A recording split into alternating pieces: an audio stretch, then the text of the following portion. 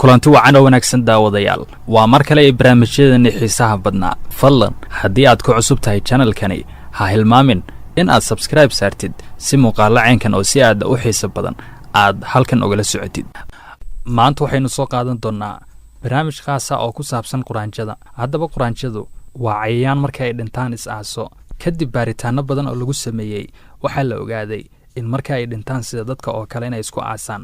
saynisyahanada ayaa caddeeyey in quraanjadu marka ay dhimato ay sii daaysa maada hawo ah oo kooxaha kale ee quraanjada u sheegaysa in ay dhimatay islamarkaana u baahan tahay in si degdeg ah loo aaso inta aanay cayayaanka kala jiidan quraanjada waa cayayaan aan ogolayn marka ay dhimato mid iyaga ka mid ah in cayayaanada kale ay cunaan taasi oo sabab u ah marka inay is aasaan saynisyahanada ayaa maadadaasi dusha kaga shubay quraanjo nool taasi oo marka keentay in quraanjooyinka kale oo dhan ay ku soo degdegaan islamarkaana ay aasaan iyada oo nool oo dhaqdhaqaaqaysa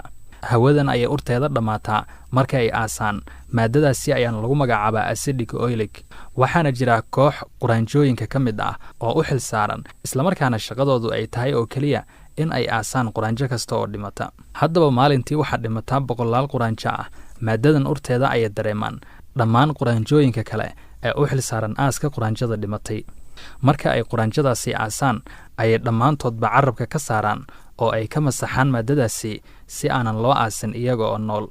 barnaamijkeennii aynu ku soo qaadanay baaritaankaasi kooban ay ku saabsan quraanjada oo markaasi cayayaan marka ay dhintaan is-aasa sida bini'aadamka oo kale waa naga intaasi haddii aad ku cusub tahay channelkani ha hilmaamin inaad subscribe saartid si muuqaalo ceenkan oo si aad u xiiso badan aad halkan ogala socotid tan ismaqalkeenna xigo waxaan idin leeyahay sidaasi iyo kulanti wacan oo wanaagsan